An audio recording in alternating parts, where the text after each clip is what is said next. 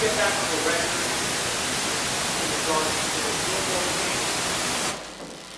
And I appreciate everybody's patience.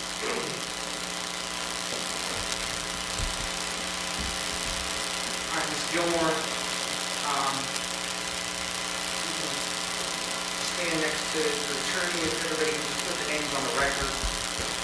Ralph Yazdia with the State Attorney's Office. Jason Caldwell, State Attorney's Office. Mark Saran, attorney for the defendant. All right. First, one of the things that I discussed at the sidebar, I truly appreciate everybody's professionalism, which is not surprising in regards to the case presentation. There was a very long sentencing hearing that we had 2 weeks ago where the court heard a lot of information that was pertinent as part of the reason the court has come up with a sentence that seems to fit in light of the information that the court received. So just preliminarily, is there any legal recourse that you need to take? That's from the state, Your Honor. Not from the defense. All right, and the court has in front a third-degree felony, the other charge by agreement, which was a more significant charge of corrupt as part of the plea agreement.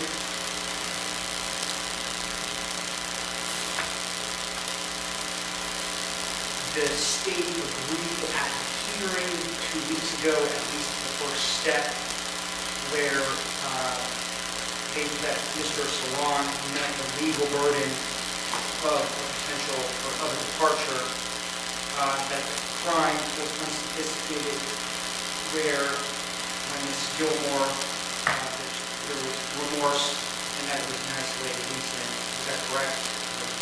Yes, Your Honor. Then the court has to further make a finding if it's what an appropriate sentence would be. A couple of things first, the family.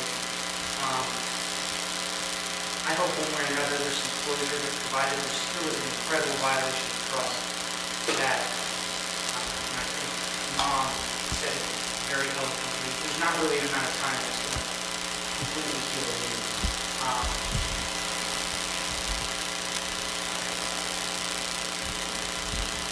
I just think that you gave a great statement, and please, and I mean this, my sentence is in no way affected what I think you all went through as a family. I'm in a different position, and I just want you to know that. You all, I just hope that you get some closure from this as well. I'm sure it's been an incredibly long process. So, thank you. In weighing what an appropriate sentence would be after the hearing, the court, although it was in a motion that was filed for downward departure, it was readily apparent that Ms. Gilmore does have subjectiveness to the grade, but there's certainly, Ms. Gilmore, it was apparent in the court that there's some severe, whatever it would be, learning disability that was supported by some of the evidence and documentation that was provided by Mr. Shalom. She had a hard time, in my recollection, getting through some of the allocution, and not because of emotion, which she did show a lot of. And whether she should have been in the position she was in to begin with is maybe a little concerning, but that's not for the court, and that's not necessarily a factor that the court considers. It's not. She was 21 years old at the time of the offense with no previous criminal record at all. In fact, it was the opposite, where she found a way, and she had a 9-2 plan, but she found a way to be successful in school. Won a very significant reward at school as well. Again, this is not a focus which doesn't take away, again, this is what the court is weighing in regards to what the sentence should be. Thankfully, and I think maybe when the state agreed to drop the first count, which was the most significant count based on the plea, it was probably, from the court hearing the testimony, was that the injury, thankfully, was not that severe.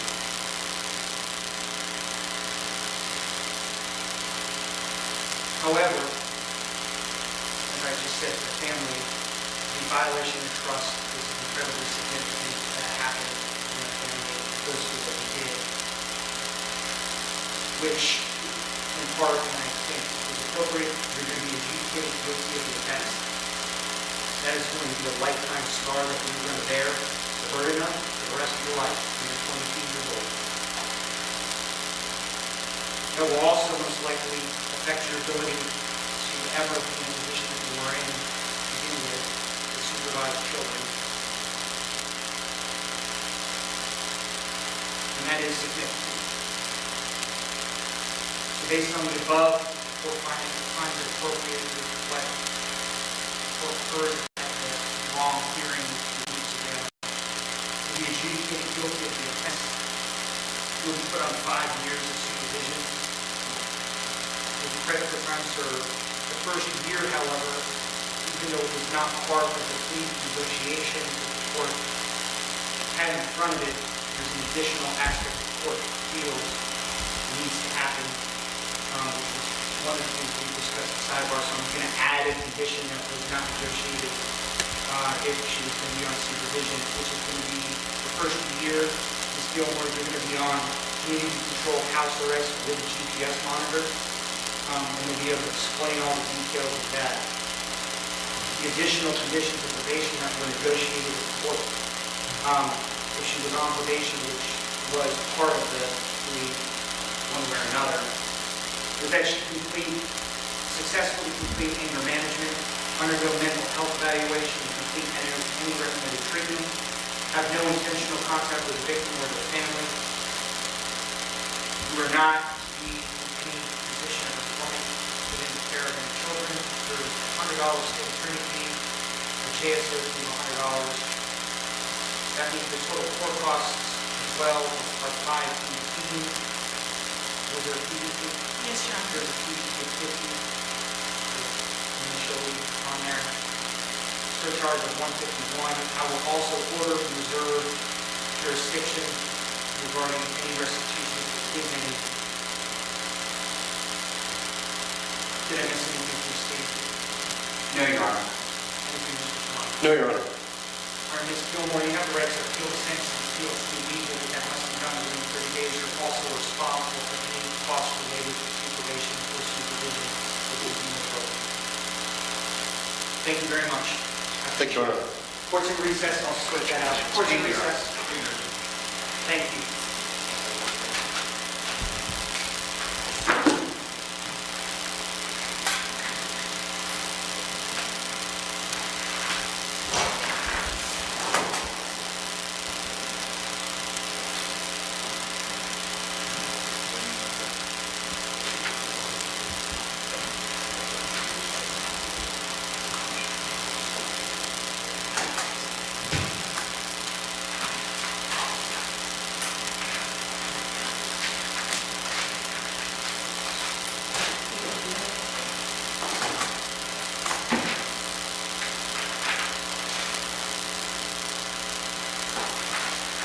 Good afternoon, Your Honor. Related. Thank you again, guys. Thank you for your patience this morning. Yes, sir. I appreciate it. Yes.